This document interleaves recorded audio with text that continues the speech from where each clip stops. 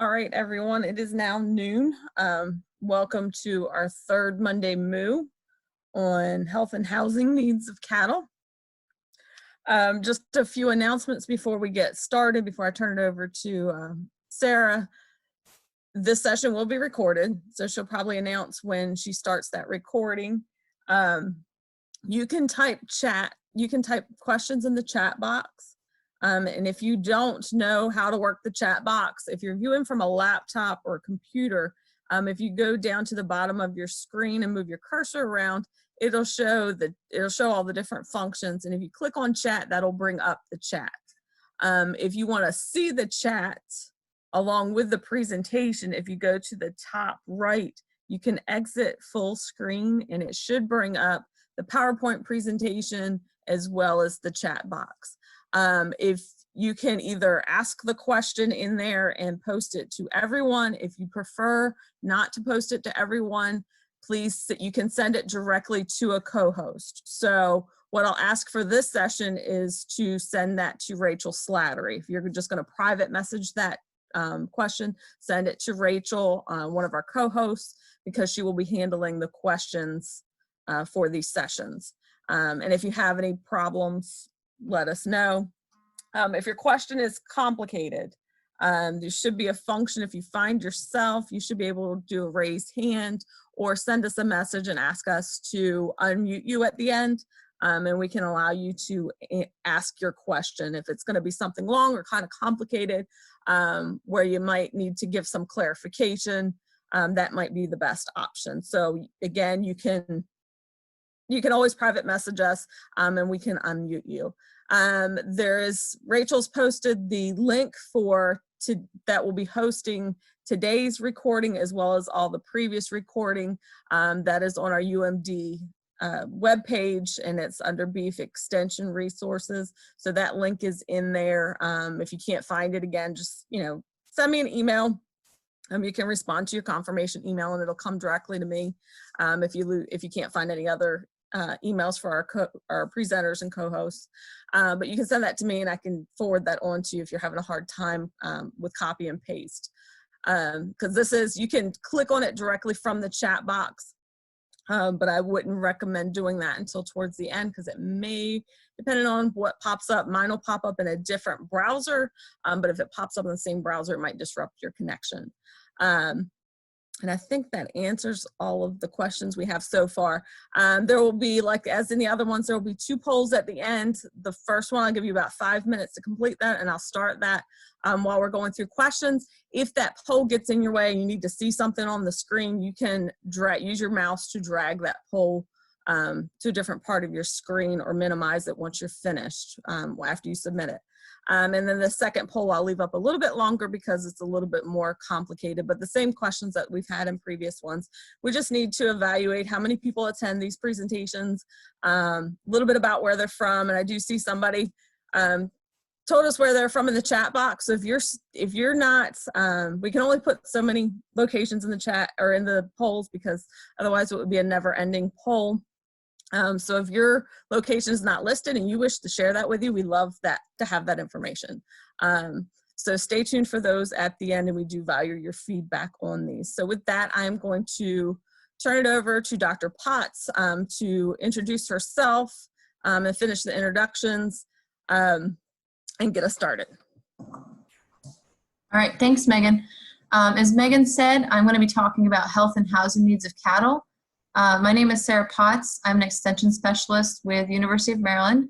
I've been in this position for a little over a year now, and my specialist area of expertise is dairy and beef cattle. Also on the call is Rachel Slattery, and she is in dairy and beef extension in the Department of Animal Science with University of Maryland, as well as Jeff Semler, who's also on the call. He is our ag extension agent for Washington County. So the 3 of us will be fielding questions at the end. As Megan said, if you have questions, please put them in the chat box and we will answer those at the end. As Megan has said, we are going to be recording this presentation, so it will be posted later if you have to dip out early, or if you have someone that you know wants to watch it, or if you want to watch it again, the link for the recording will be in the chat box as well. So going into health and housing needs of cattle, I'm first going to talk about housing basics. So some things you need to think about for basic housing are things like the feeding area, the watering area, as well as shelter. And what that is going to look like on your farm is going to vary depending on what your management style is. So for feeding areas, again, that's going to depend on the feeding strategy that you are implementing on your farm. If you are using pasture as your sole feed source, you're going to be needing very few structures, physical structures for your feeding area. You generally want to incorporate some sort of structure for mineral feeding. And if you are incorporating some sort of supplemental feeding, or if you are housing in confinement, where you are providing all of the feed to your animals and they're not relying on pasture, you are going to have some sort of designated feeding area and some sort of feed trough, manger, or hay feeder if you're feeding hay. And in those situations, you will want to consider spacing for each animal if you're limit feeding or if you're free choice feeding. So we'll talk a little bit more about feeding strategies for pasture versus confinement here shortly. For waterers, generally you have two different types of systems that you will consider. Either a permanent watering system, which obviously is, as it sounds, is permanent, and it's going to be installed in areas where animals will have access to. The deal with permanent watering systems is that they do require a bit of management around the system. So you have to be able to manage the manure or mud buildup that will happen around the system. For temporary watering systems, these are usually useful for our rotational grazing management herds or just pasture-based herds in general, because you can actually move them around if you need to. But the important thing to remember with water is that animals should always have access to fresh water at all times. So feed obviously is important, but water is very important. Animals will die of dehydration faster than they will die of starvation. In terms of shelter, the important thing to remember about shelter is that it can help animals stay comfortable. In hot weather, we're often thinking of helping them stay cool, so that could be providing some sort of shade for your animals. This chart here is showing the temperature humidity index for beef cattle. It's a way we can assess how stressed animals are going to be depending on the temperature as well as the relative humidity outside. So in this table, we have any number that's less than 75. We're not considering those animals to be heat stressed. But as the number gets above 75 and approaches 84, animals are going to start becoming heat stressed. So you see a number above 85 or 84, you're going to have animals that are severely heat stressed, and those animals really should have access to some sort of shade or some way to cool themselves down so they don't have severe health, long-term health implications. So in Maryland, we typically, summer days, typically 85, 90 degrees, and it's no small feat for it to be, 50 or 60% humidity, and you've automatically got cattle that are going to be in that moderate heat stress zone. So that's just something to consider, especially during our hot summers, and especially during the hotter portions of the day, is whether or not the animals have access to some sort of shade. During the winter time, we think about sheltering animals from the cold to keep them from getting too cold. This is especially important for our younger animals, like young calves. Not only do they not have a lot of body fat stores to keep themselves warm, but they also don't have fully functioning rumens yet. And the rumen does provide the animal with another way of getting warm. That fermentation that happens in the rumen produces heat and helps keep them warm. So in colder weather, we're really thinking about providing a windbreak or some way to get the animals out of the wind, but also providing a dry or mud-free area so the animals can stay dry. So these two figures here are showing how the animal's overall energy requirements change depending on environmental conditions. This top one is showing the temperature at 20 degrees versus 75 degrees. And if there's a lot of wind, so say it's not a lot of wind, but if it's 15 miles per hour wind, you can see that these animals are going to have a lot higher energy requirements than these animals here. And the reason why that matters is that in order to meet those energy requirements, those cattle are going to have to either eat more food, or they're going to either lose weight or not gain as much weight. If we look here, this is just a little bit bigger of a difference here. The animals, it's windy, but the animals are also going to be a little wet and muddy.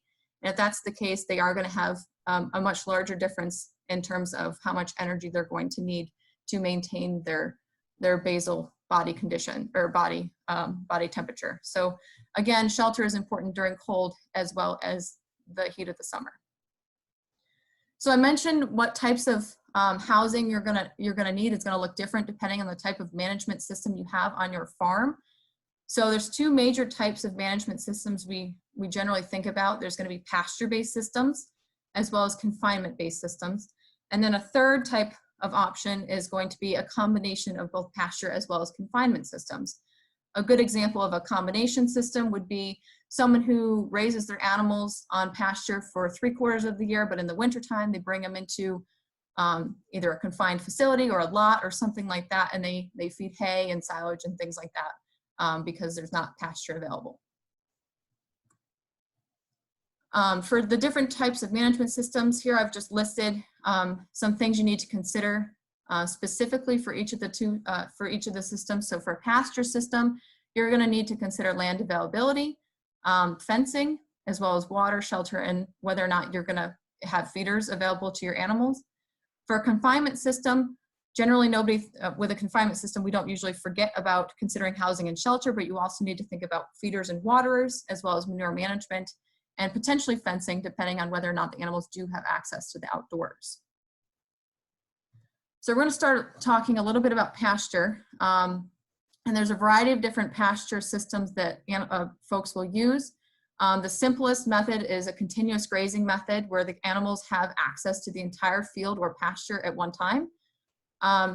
In this instance, you're going to need at least, we recommend generally at least 1 acre per 500 pounds of animals. So for a mature cow, you're going to need about 2 acres per cow. Then we go into a little bit more complex management systems where we have simple rotational grazing, where you divide that pasture, that big pasture, up into some smaller, what we call paddocks, and you basically will keep the animals in one paddock for a certain period of time and then move them into the next paddock. And then we can get even more complicated or complex and do this with, divide it further into smaller paddocks and just rotate the animals more frequently. So the reason why folks will opt to use these intensive grazing management practices is that it does improve forage yield and persistency. So it does allow you to actually increase the number of animals per acre on your farm because it does increase that forage yield. It also improves soil health and fertility, as well as manure distribution across the field, and also can help improve weed control. And although it does require a bit more planning and management in terms of, you know, separating out the pastures and figuring out when to rotate the animals, it will reduce, oftentimes reduce the reliance on supplemental feeding. So you might not need to feed as much hay or grain throughout the year as you would if you were just using a continuous system, because you are increasing the forage yield by doing these practices. So that's why a lot of folks will utilize this intensive grazing management systems. But there are some considerations that you need to think about in terms of housing as well as feeding and watering if you do these types of systems.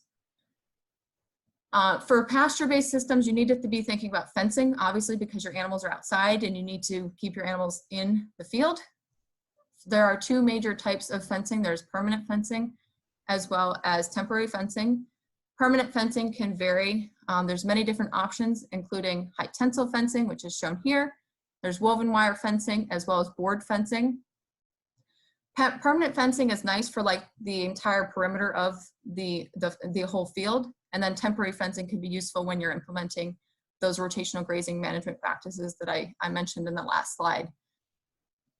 It's sometimes useful to put a piece of barbed wire or electric fencing along the permanent fencing, because these animals sometimes will push against some of the permanent fencing and cause damage to the fencing, and that can be a real headache to have to fix often. So that's something that you can implement if you're having issues with that.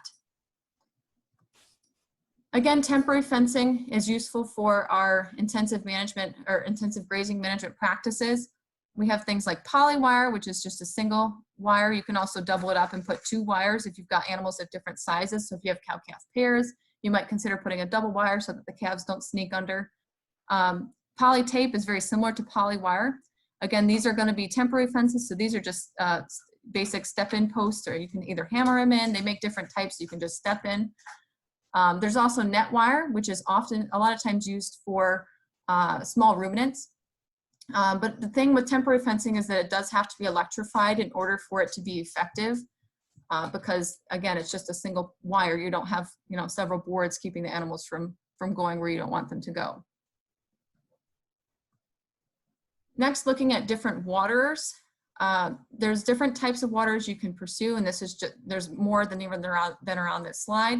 But there are two basic types. Again, there's the permanent, and then there is the non, or the temporary or non-permanent types of waterers.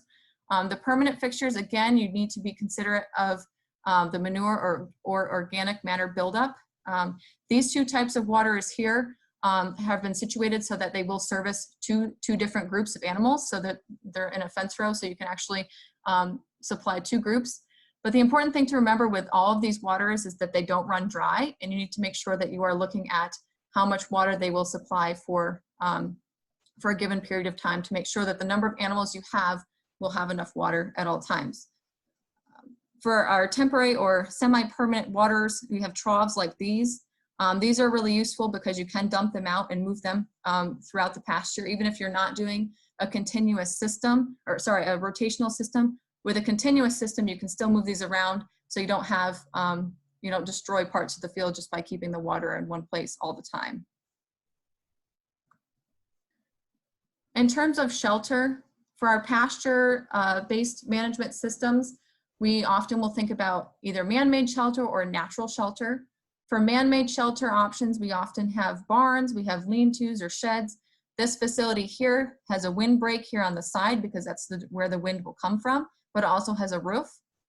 And then for our natural shelter, we have trees, which can be really useful, not only for providing shade, but also for providing a windbreak in the colder weather. If you do have man-made shelter that's going to be high use at times, so if it's really rainy for a couple weeks, or if it's really cold and snowy, again, you're going to need to consider how you're going to manage the manure and mud buildup in that area, and how you're going to actually keep it as a dry area, and so the animals do stay dry.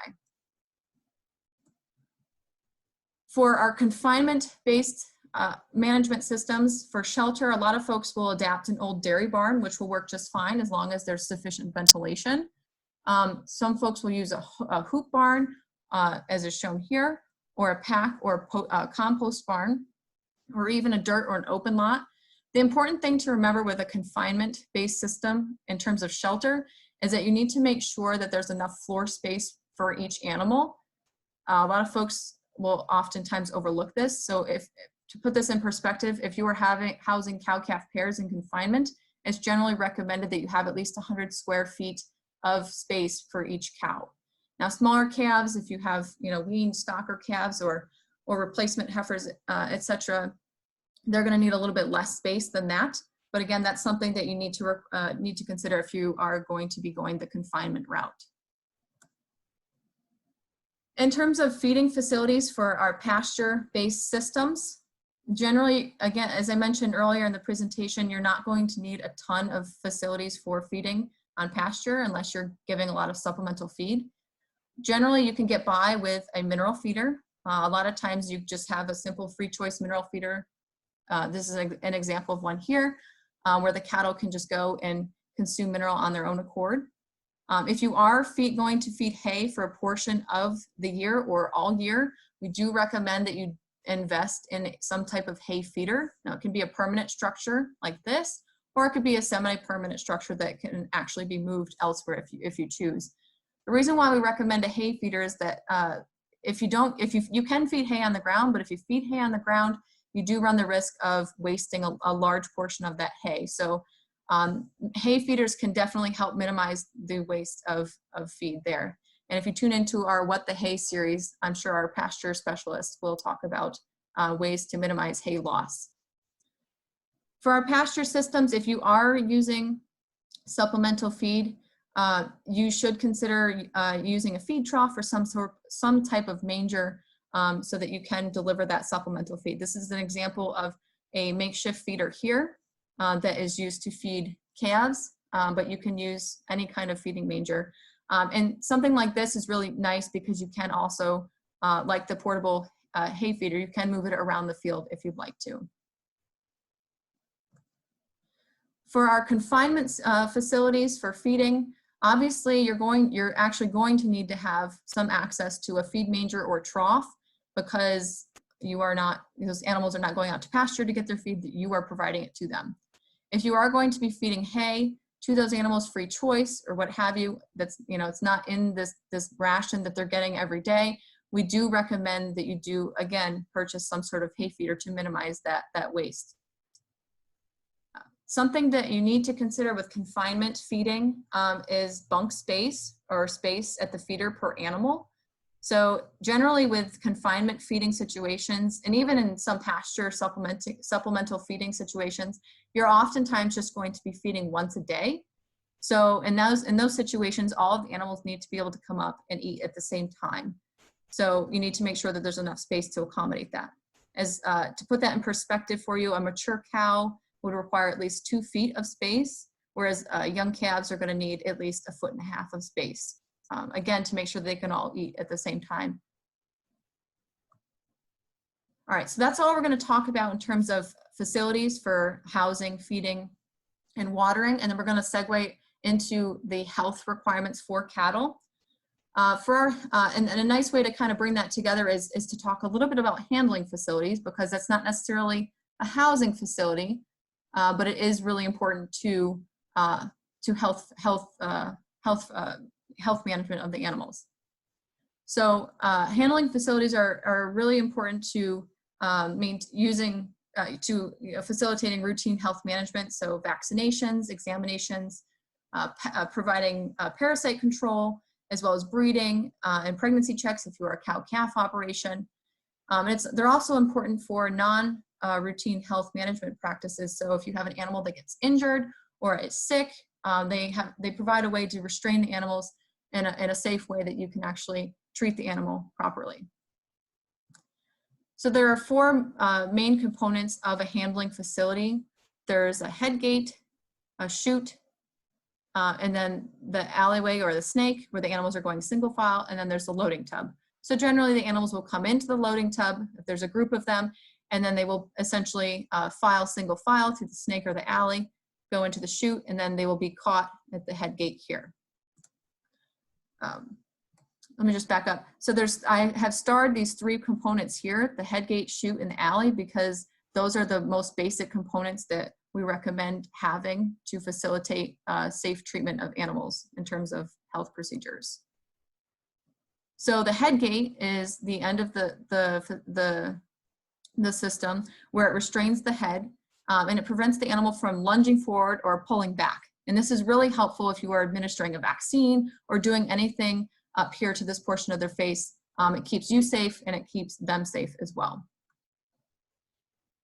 The next part of the facility is the chute, and that's this portion here. Again, this is the head gate and this is the chute.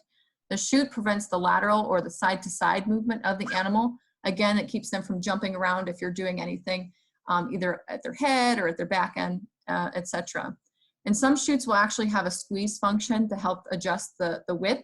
So if you have, this is a pretty large animal, but if you have a younger calf that comes through here, you can use the squeeze function to narrow it down a bit so that their side-to-side movement is also restricted. And then the last essential component is the alley. And that's, again, the part of the facility where the animals are going to start moving single file, and will help move them single file towards the chute and the head gate. In a perfect world, these would be solid-sided, but it's really not essential if you only have a few animals, or, we'd rather you have something in place rather than to be worried about perfect world things. But a few gates would suffice. I mean, this one's pretty well developed, but if you only have a couple of animals, a couple of gates on either side of the chute would also be functional as well. So some routine health management procedures for cattle. There's vaccinations, there's deworming, there's fly control, and we're going to talk quite a bit about these 3 procedures here. And then there's some other things that are more management specific, depending on the type of animals you have in your facility. So there's breeding procedures, pregnancy check, dehorning and castration, as well as implanting.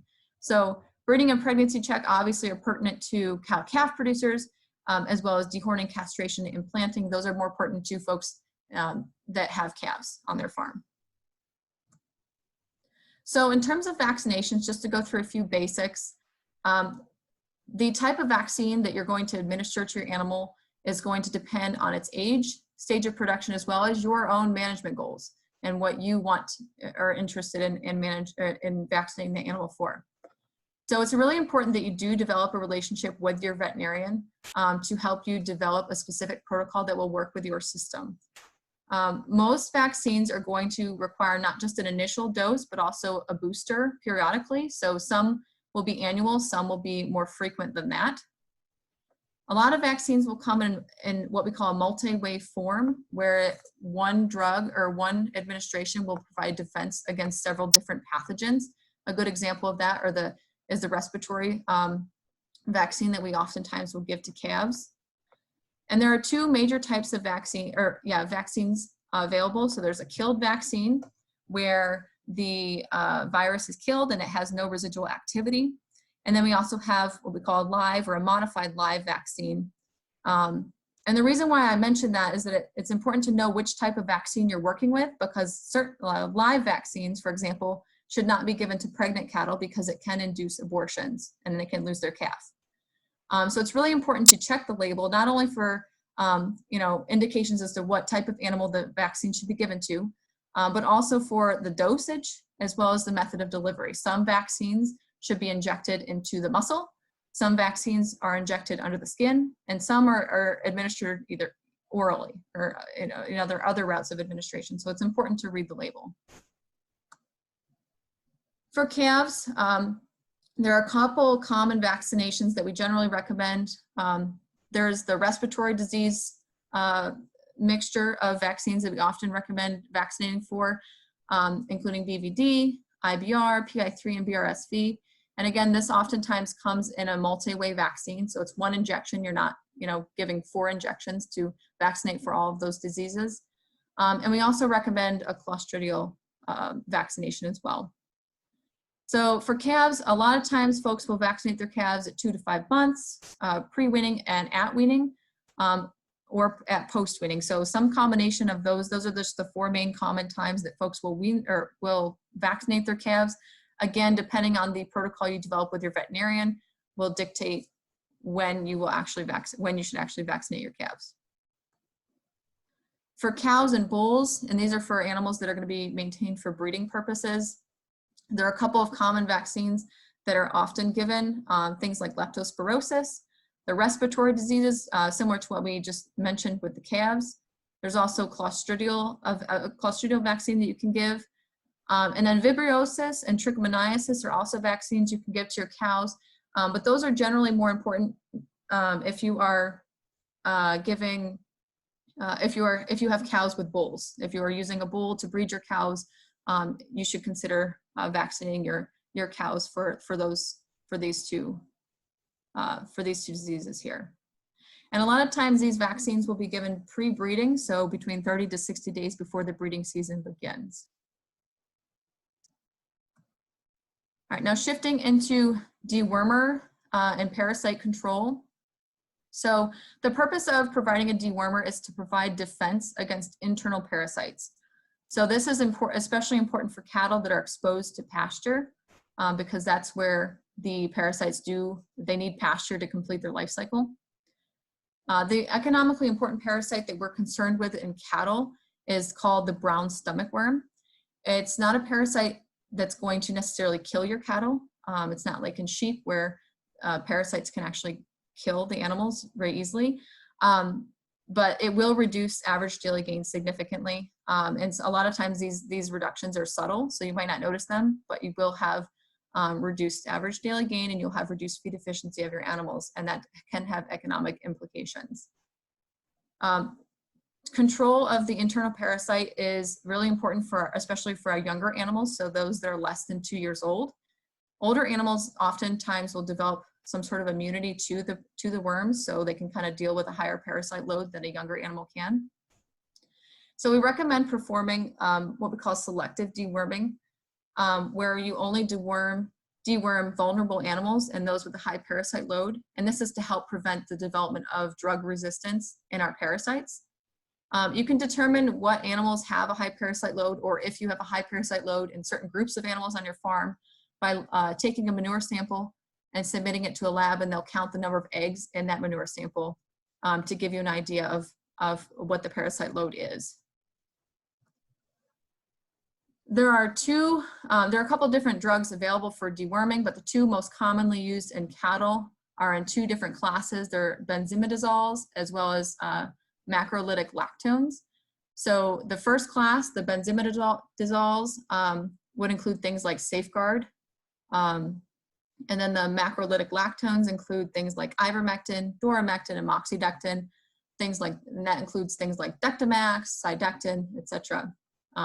For those of you who need common names. And these drugs can be administered in a variety of different ways. Some of them are pour-ons, so you can apply them down the back of the animal. Some of them are injectables, so you would inject them either into the muscle or subcutaneously. And then some of them are orally administered either as a feed additive, a drench, or a paste.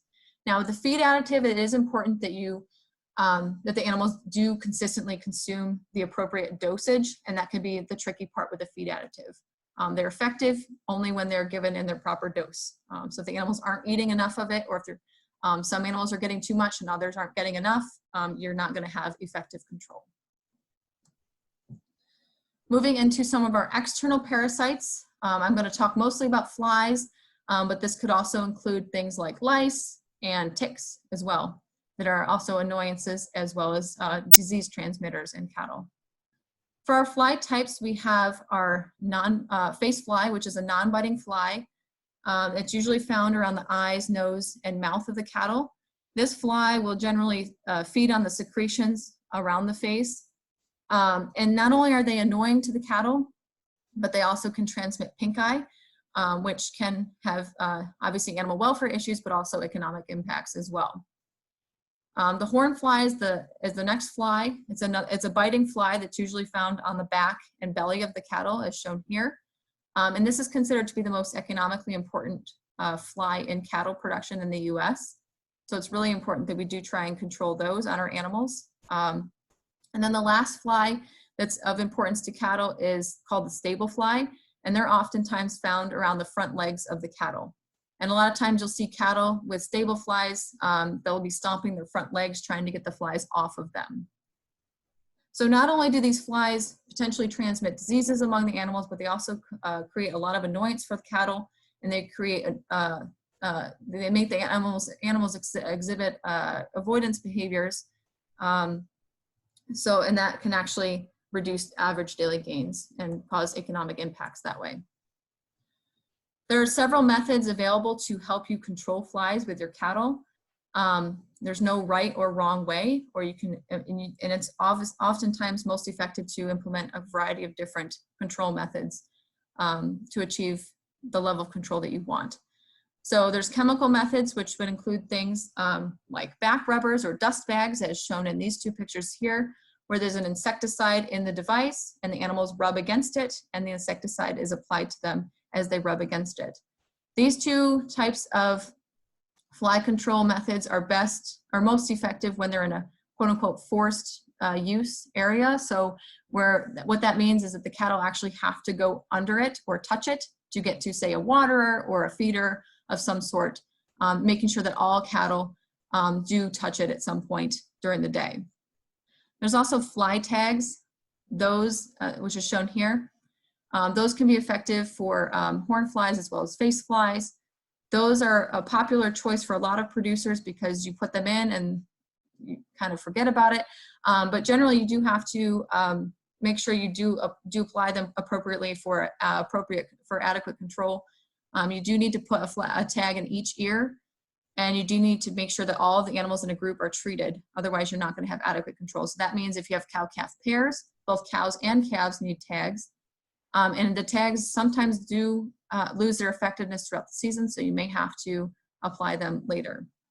later in the season as well. And the important thing with fly tags too is that in recent years, there's been a lot of resistance issues.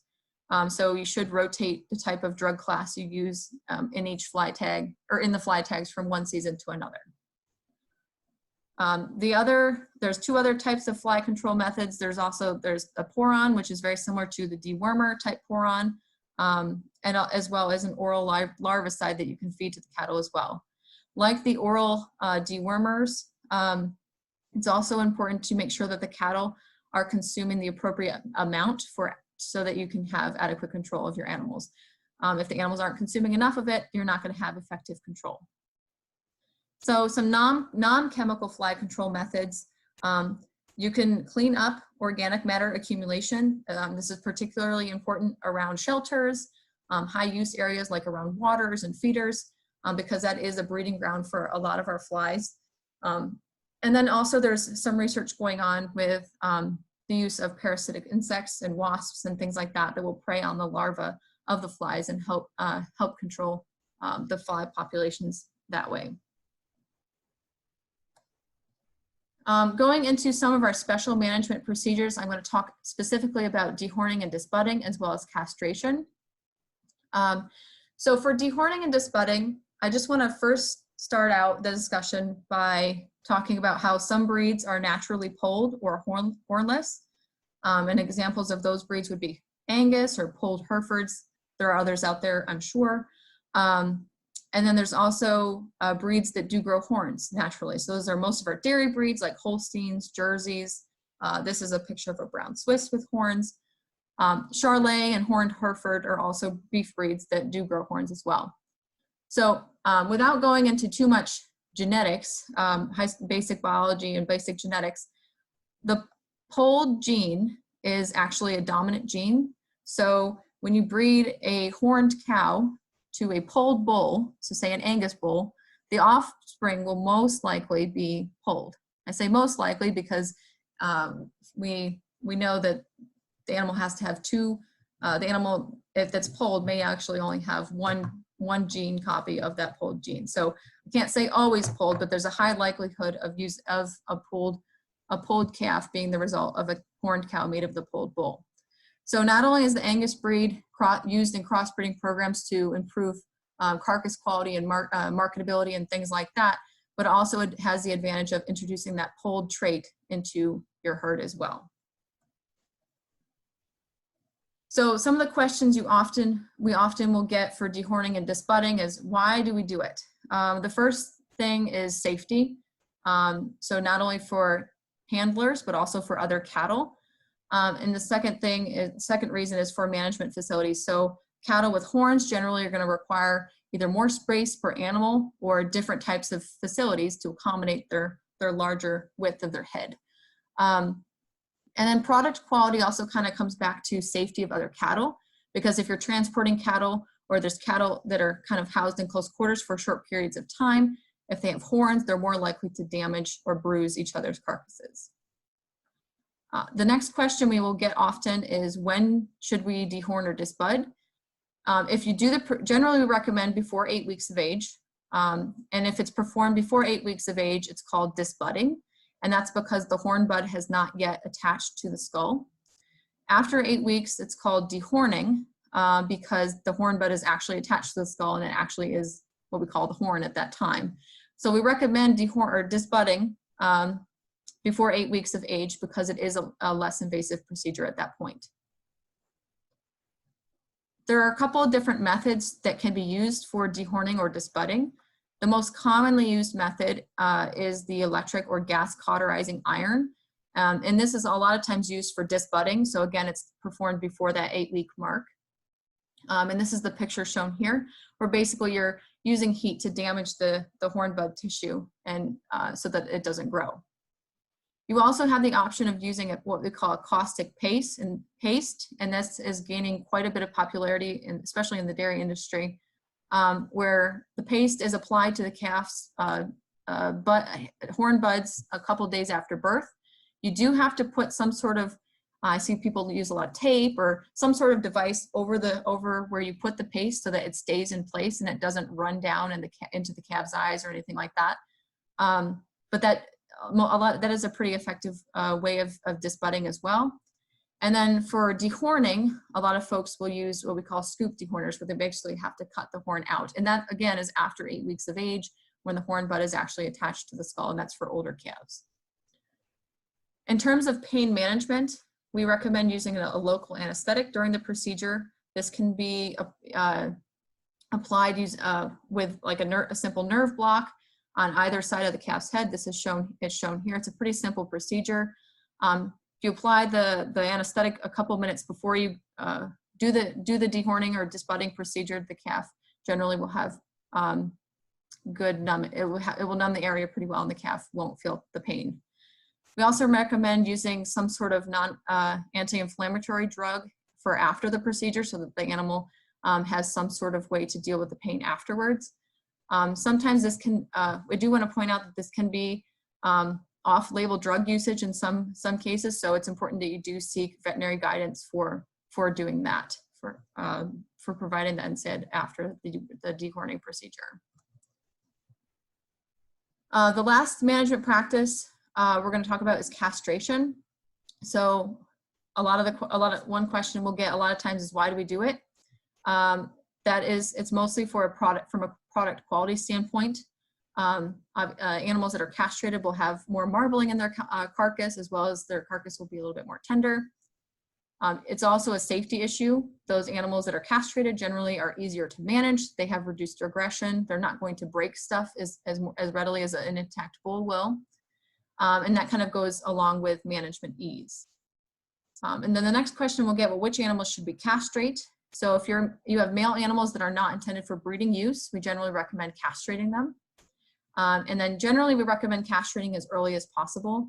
Some folks will elect to castrate later in life, so closer to weaning time, because they think that the animals will grow a little bit better, a little bit faster.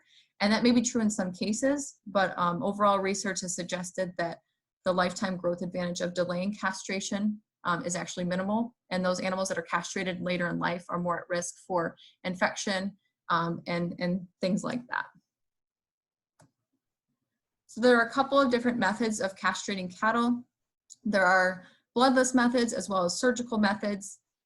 The bloodless methods generally will result in less acute pain or less short-term pain, but it will oftentimes result in more chronic pain.